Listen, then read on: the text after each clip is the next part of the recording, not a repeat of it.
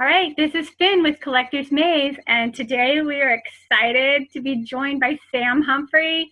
Yes, you know him from The Greatest Showman, but Sam has also done episodes on Neighbors, and I did see a really fantastic short film, Jeremy the Dud. I really liked it. Yes. Yes. Yes. So, Sam, thank you so much for joining us today. We are excited about the fascinating story that you have. So, I want us to jump right in, and I just want to know where you want to start. First of all, I know you got great news today, but do you want to go back to childhood, teen years, up-and-coming stuff? Hey, I am kind of an open book, fire away. I love open. Okay, so for those who don't know you, can you just give us a quick backdrop of who you are and what you're bringing to the table? Sure. So for those of you guys that don't know me, like you mentioned, I'm Sam Humphrey. I'm an actor. I played Tom Plum in The Greatest Showman. I started acting, I guess, as a hobby when I was 8 years old.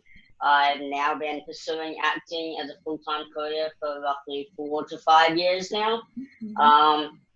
And yeah, growing up from, childhood, teenage years and a young adult, I had a lot of challenges that I had to overcome, but that's part of life, and here I am. So yeah. Yeah, here you am, and you am doing great. So thank you. So share with us your news about today, because I'm excited for you. Right. Well, obviously I can't go into too much detail. But like I mentioned, I just signed with a fantastic new management team, and we're all just kind of working away and getting things done in amongst these crazy, pandemic times. Mm-hmm. Yeah, absolutely. And so, good to have work. Good to have some auditions coming. So excited about the possible. I'm very excited. Very excited. So I want to back up a little bit. I know you said you've been basically acting for a long time. You've been interested in it for a long time. What were some of your inspirations? Who were some of your role models? Sure. So if we go all the way back to when I was 8 years old, which is quite way back now, so basically the way I say it is Hugh Jackman is the actor who got me into acting, who without him I would not be an actor. Wow. Who knows what I'd be doing or where I would be today.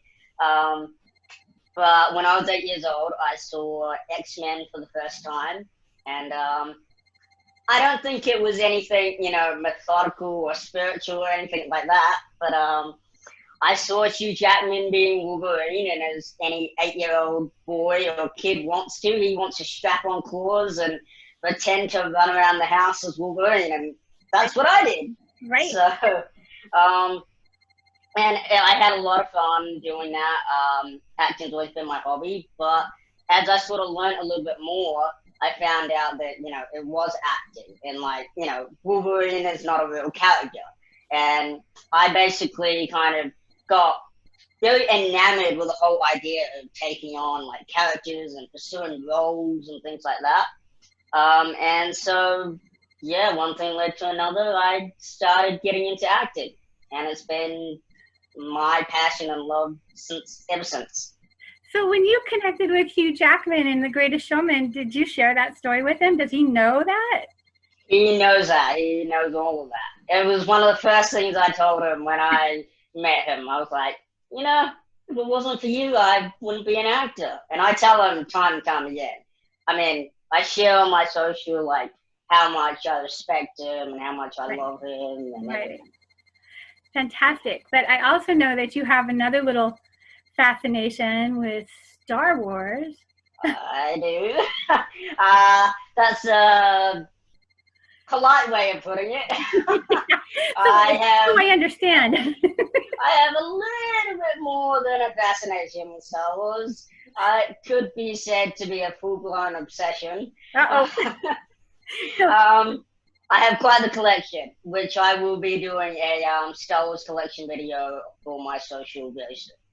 Oh, fantastic. Okay, so that's something that we can look forward to. So is there a certain portion of Star Wars, because there are some of us who are like, I like this Star Wars, not that Star Wars? Well, obviously since Disney took it over, there's obviously the different era of Star Wars. But honestly, I say if you're a true Star Wars fan, you're gonna love Star Wars no matter what. So even though I'm, still a millennial, even though I grew up with the old trilogy, I still very much like the storyline of the new trilogy. The old trilogy? The trilogy? Yeah. Well, there's, as you know, there's 9 movies out now. And so the original trilogy was the first 6, which was done by George Lucas. But now, with Disney taking it over, there's another 3, and hopefully soon there'll be a new trilogy, which, fingers crossed, is based on the Old Republic. But we'll see. Oh, excellent. Okay. So we're getting all kinds of inside information. On me, anyway.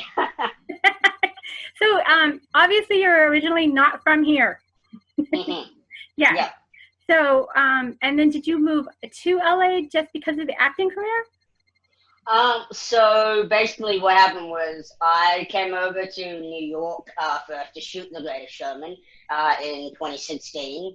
And then I went back home, and that was actually when I shot Jeremy the Dud in between my break. And then I was called back to LA for reshoots for 2 weeks.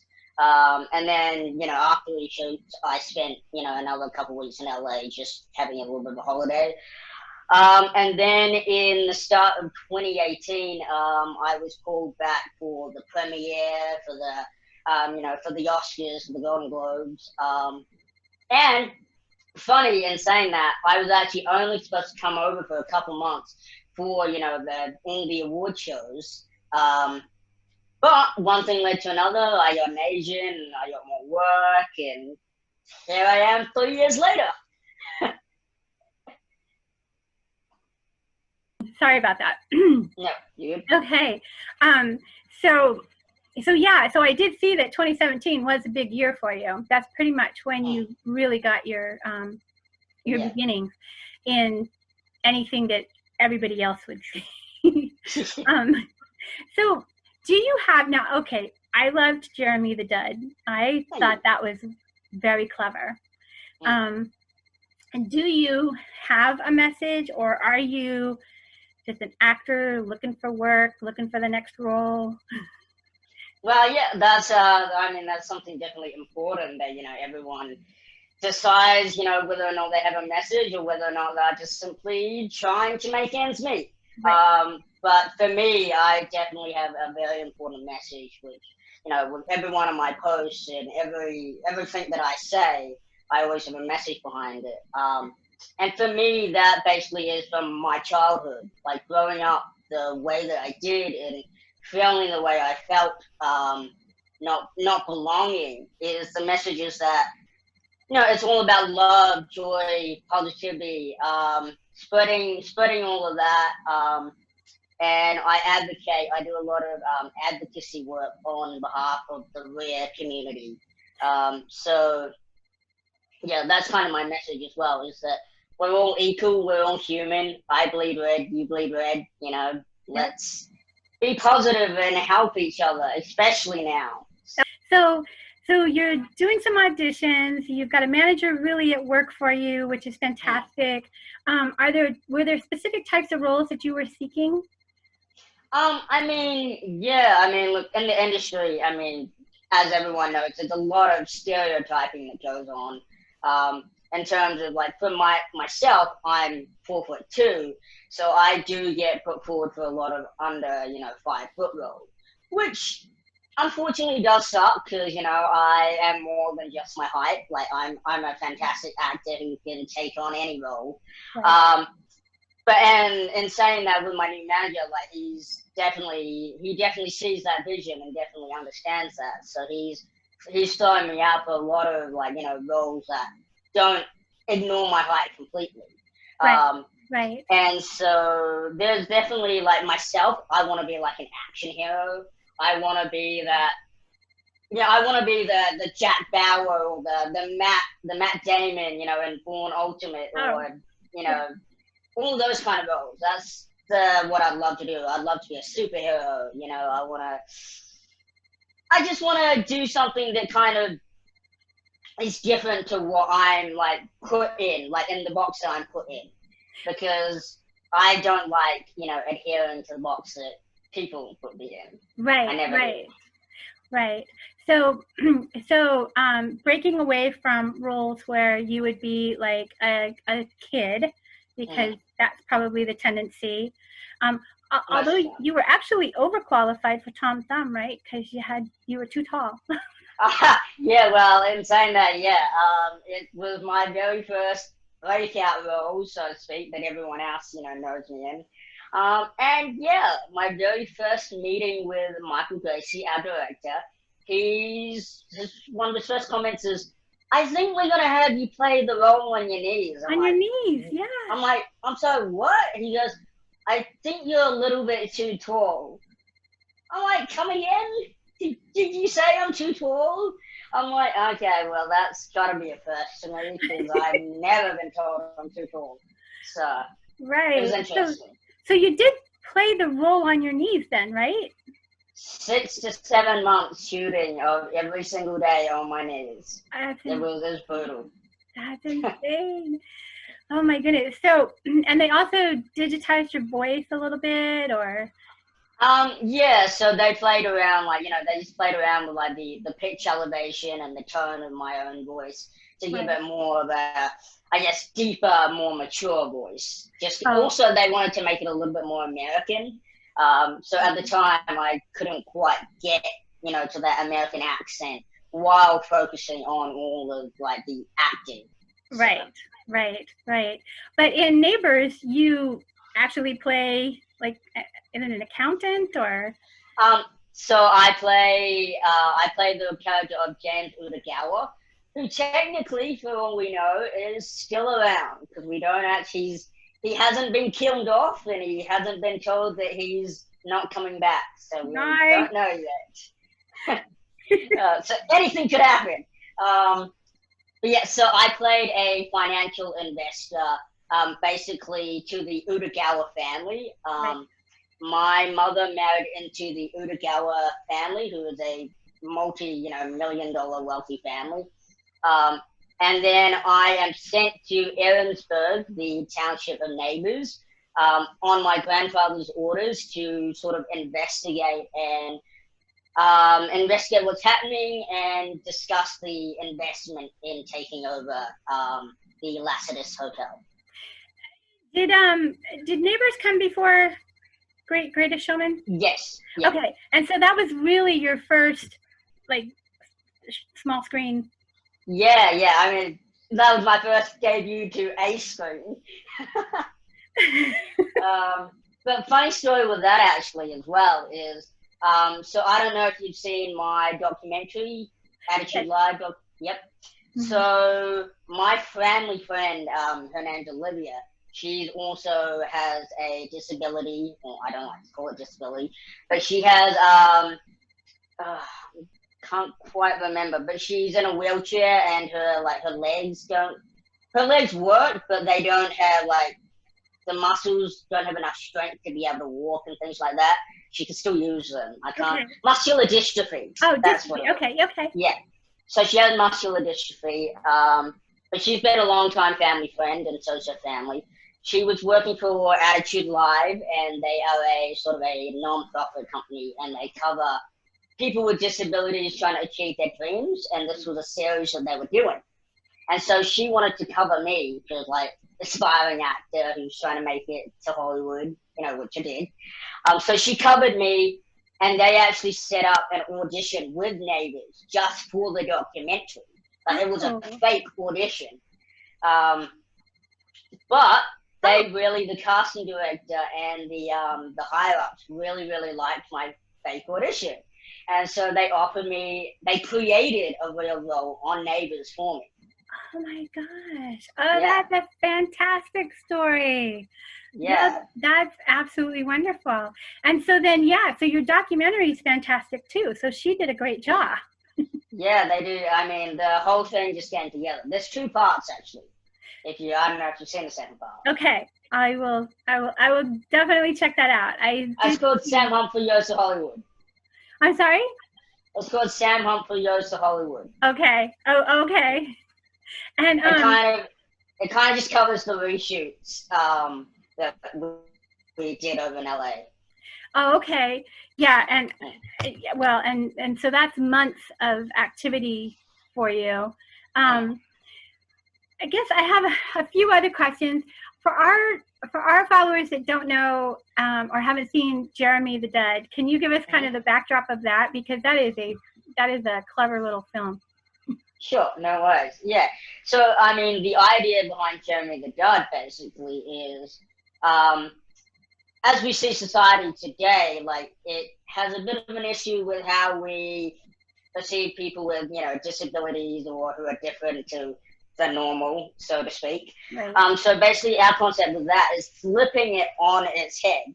So in a world where everyone has a disability, and those that, are completely normal, they are the weird ones, are the abnormal, ostracized, ones. They're the ones that don't fit into the world. And so the idea is that my friend's brother, my friend's cousin, sorry, who is normal and a dud, which is what they call them. Right. Or the technical name in the show is called Without Specialty. That's the official name that we give them. So he's completely normal, and he's basically, we take him out to try and get a job. And the whole idea, the original idea of it was to be like, every episode would kind of cover something different, like about what kind of challenges we face and what it's like to try and live a life where everyone, like, looks down on you and, like, treats you differently and thinks you can't work or thinks you can't, have a relationship and all that kind of stuff. Right. So that was the idea, that each episode would cover something different. And the pilot covers getting a job. And so did I hear that there's a potential that there will be more episodes then? So that was a pilot that we made with our non-profit company that was actually financing it. But we do have a production company who has picked it up. And at the moment, we've been given development funding by Spring Australia. And they have given us funding to develop out the first season. And so our director and writers are currently working on that. And we're not quite sure when, like, it'll actually start shooting. But we're pretty confident, hopefully next year. That's fantastic. So a lot of the things that I saw in there, I imagine, are things that you've probably experienced in your own personal life, through your childhood, through your teens, even today. I did see some very, they treated the dud with quite the patronizing, almost baby talk. Are you allowed to be by yourself? I'm sure that that is a common experience for you and many others. So I mean, I don't get it, luckily, and I'm very fortunate. I don't get it too much today. I mean, not that I'm necessarily yelling out today anyway. But definitely when I was younger, like, going to the supermarket and driving a car, like, I mean, people gave me the weirdest looks when I was driving my car. So well, I have stories. You have to modify the whole situation a little bit, or are you in a different vehicle now that you don't have to do so much modification? Well, so in Australia, like, I did the modifications to my vehicle so I could drive. But here in the US, I mean, the US is a little bit crazier when it comes to driving, especially in LA. So I kind of decided not to drive, and it's kind of, luckily when I decided not to drive, it's kind of coming to the era where Uber and Lyft is in so much demand. especially in the biggest cities around the world. Sure. So I'm very fortunate to just Uber and Lyft. And are you often recognized when you're out and about now, or? Not so much now. Like, I mean, it's been 3 years since the film. And when I do go out, like, I'm not purposely trying to wear a disguise, but you know, I have all my Star Wars, you know, paraphernalia. So I have my Star Wars hat on, my glasses, like, you know, it's kind of hard to recognize me with all my Star Wars stuff on.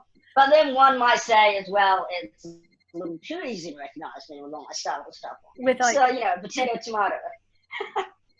Now we know what to look for. Yeah, the guy wearing all the Star Wars stuff. That's Sam. So I know you can't tell me specific details, but kind of what's on the horizon for you in the next year? Well, some stuff that is not, I guess, too private that I can share is that next year I will hopefully be releasing an autobiography based on, you know, on my life and my journey to Hollywood and sort of all the challenges I've kind of overcome. So hopefully, you know, fantastic. Hopefully the pandemic doesn't slow us down too much with that.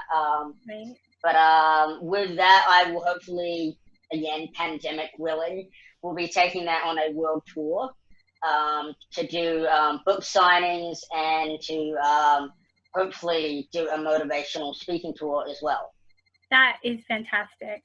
And of course, we're looking forward to you in future films, television. Can you? Yeah, I mean, I can go a little into that a bit. Obviously, as we don't quite know what's happening with Greatest Showman 2, but fingers crossed that that will take off, you know, hopefully soon. And in terms of, you know, other stuff I'm working on, I get sent a lot of auditions, and there's definitely projects that I'm targeting. So as you know, I'm a huge Star Wars fan, so obviously I'm targeting all of the Star Wars stuff. And then I'm also a big fantasy sci-fi fan, so I'm targeting the Lord of the Rings Amazon series project. There's several actors that, you know, I want to work with, so I'm also targeting projects that they're working on. And then what a lot of people probably don't quite know at the moment is that right before COVID, I actually spent a year training for voiceover. So really?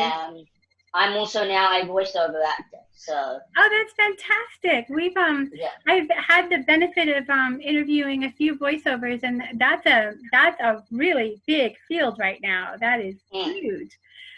With all the animation going on. So are you looking at Disney? Are you looking at specific markets? I mean, yeah, for sure. I mean, you know, whatever I can do with my voice is, you know, whatever jobs I'll take. But in terms of, like, you know, specific companies, definitely Disney. I would like to, you know, I'd like to work with Disney long term, and, you know, I'd like to get involved with the Disney family. So that's definitely something I'm looking at for both voiceover and live action. Netflix is working on a lot of original animation series at the moment. So I've gone through their entire list, and I basically sent that list to my manager and said, "Hey, this is what I'm interested in. Get working." It's fantastic. So there are just, I mean, really, literally, 2017 was just kind of just the tip of the iceberg. You are definitely climbing. You're an up-and-coming star. You've still got a lot ahead of you. Yeah. You're, like, still in your early 20s, right? Yeah, I mean, look, there's obviously the whole debate is, am I already old, or am I still very, very young? As all young people that are, I would say, well accomplished, they always say that you know, still haven't accomplished enough. And I'm definitely one of those who says, I'm 26, I haven't done enough. So right. I say that a lot. Right. So you still have your whole future ahead of you. And I am really anxious for you to be in something Star Wars. Because So much. I get right behind that. Thank you. Well, hey, if I have enough fans and people knocking down Disney stores, they've got to respond, right? Okay, Collector's Maze, that's a challenge for us, I guess, right? It is. Okay. All right. So, I didn't have anything. I don't want to recreate your autobiography for. Do you have a name or title for that yet?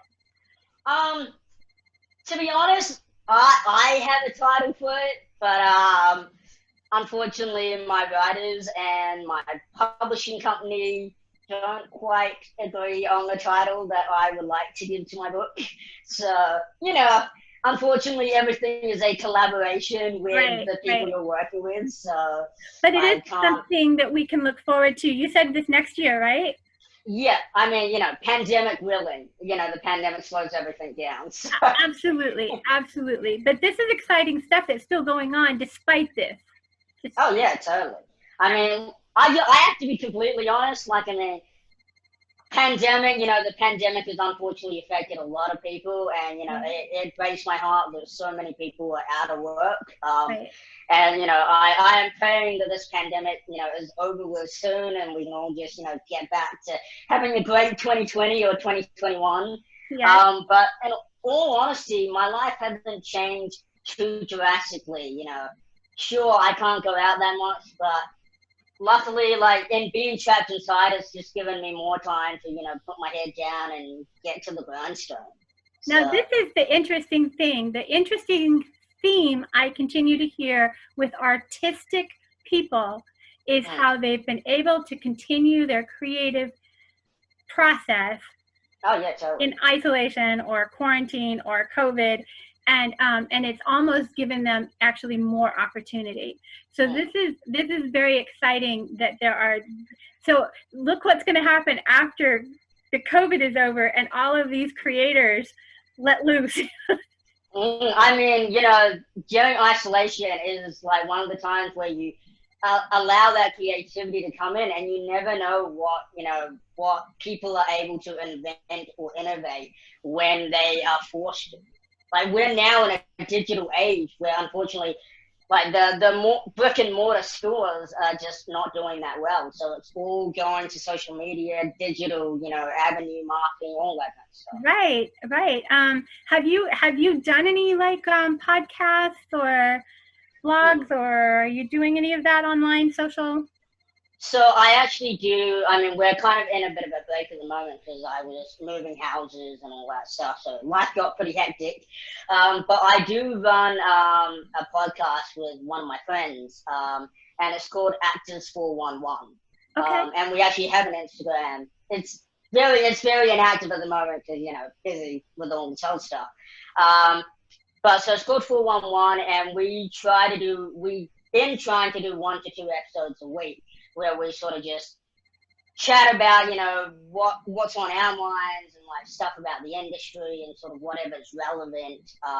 Right. And then we're on iTunes, Spotify, SoundCloud, Breakers. We're on Breaker Audio. Yeah, we're on a number of platforms. People can go check us out. Actors 411. And you can check out the episodes that we've got at the moment. I think we have about 7 episodes as of right now. Hopefully we will get back to podcasting very soon. Sure. Yeah. No, that's absolutely wonderful. We would like to see you in all of the formats that you're available. I am trying to be pretty diverse. So I was doing, for when pandemic got started, I was doing Fun with Sam, which is a live I was running for an hour every day. But wow. I had to scale that back when I started moving and, when I started getting a lot busier. So yeah, that's a long time. That's a lot of commitment. So I haven't actually gone live in probably a couple months now. So everyone is desperate to see me live again. Yeah, I mean, I'd like to touch on just a little bit, I guess, on a little bit more on my stories. So as I mentioned, like 2017 was a pretty big year for me, like with everything took off. But it was also like 2018, like in that stuff, like kept on going. Was also, unfortunately, one of probably my worst years. And I don't know how much you've seen or whether or not how much of the Collector's Maze audience may have, seen or heard. Right. But over the last sort of, I guess, from July 2019 going back to June 2018, I had a unfortunate blow up with my Crohn's disease. And so I had Crohn's disease. And that kind of all went, pear-shaped in June 2018. My all the inflammation that happens with Crohn's disease, it got to, I guess, boiling point. I had 3 surgeries in the space of 6 months. I had what was called an ileostomy, which, is the intestines on the outside of your stomach. And so that was a very challenging time in, my life, let alone, my career. I couldn't work. I couldn't, be, public because of all that. And unfortunately, the slight worst part about it was too, that it got leaked while I was in hospital. It got leaked to the public. It got leaked to TMZ. And then TMZ leaked it to everyone else. Yeah. But yeah, as unfortunate as that was, it's all part of life, and it's a part of being, in the entertainment spotlight. Everyone wants to know the good and bad about your life. So all the it comes with the territory. Details, yeah. And so since then, what has your health situation been then? Yeah, and so I mean that's one thing that I'd love to be able to tell all of my fans and tell everyone, the industry and everyone that knows me now, is that I am definitely back to the peak of my health. I'm as strong and as fit as I've ever been.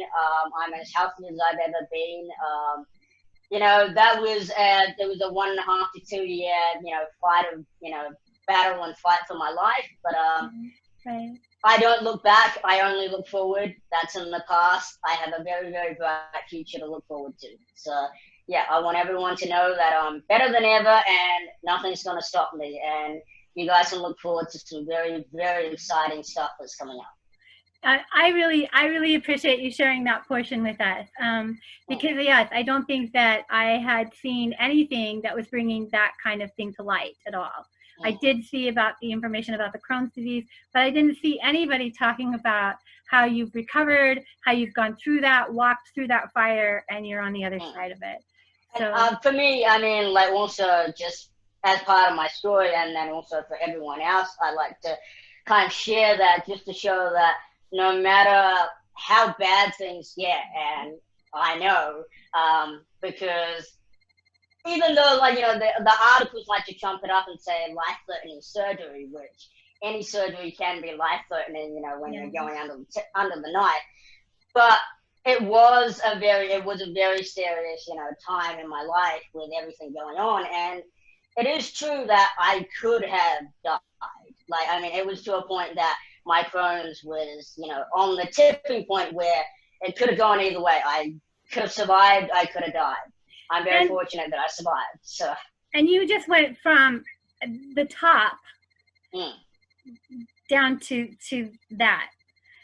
So I went from on top of the world to, doing Greatest Showman, being around my idol, Hugh Jackman, and, going to the Oscars and Golden Globes and hanging out with some of, if you want to say Hollywood's elite or whatever, to fighting for my life, and it was rock bottom for me. Like, to be honest, it was rock bottom for me. I had days in the hospital, and even when I got back home, because even when I got out of the hospital, I was still having ongoing treatment at home. Like, I still, for those of you guys that, I don't know if you guys know, but I had what's called a PICC line, which is a peripherally inserted central catheter.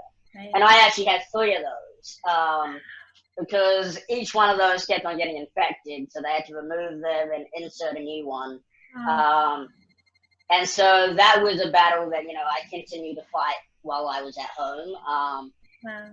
But that's all over now, and so I'd like to share that to say that no matter what you're going through, and I almost died in the start of 2019, but I'm back to doing what I love to do, and my career is on the up and up. So no matter what happens, you can always turn things around.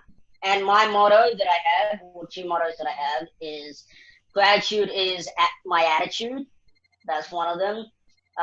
So no matter what your attitude is, if you start to feel grateful for what you have in life and what you have rather than what you don't have, it's the quickest way to turn your attitude around and be positive. Absolutely true. And then my other one is there's always a silver lining in every rain cloud. Excellent. Excellent. Well, so, yeah. And with everything that you've been handed in your lifetime and everything that you've come through, and not to say that there won't be bumps along the way, but look at how prepared you are for handling. So you're already kind of playing the superhero role. So yes. So that's fantastic, and hopefully you'll actually get to do that on screen as well. Fingers crossed. That's one of my roles that I'd love to play. That's in my top 10 roles. Well, we look forward to that for sure. So I'm just going to thank you from all of our Collector's Maze fans. I just really appreciate your time. I am excited for what's happening in your life now and going forward. Thank you for sharing your mottos with us. Thank you for sharing your aspirations and what's coming, because we're going to be looking at that and supporting you completely. Awesome. And before, one last thing as well is that I am trying to start a nonprofit company at the moment that hopefully, again, everything's slowed down.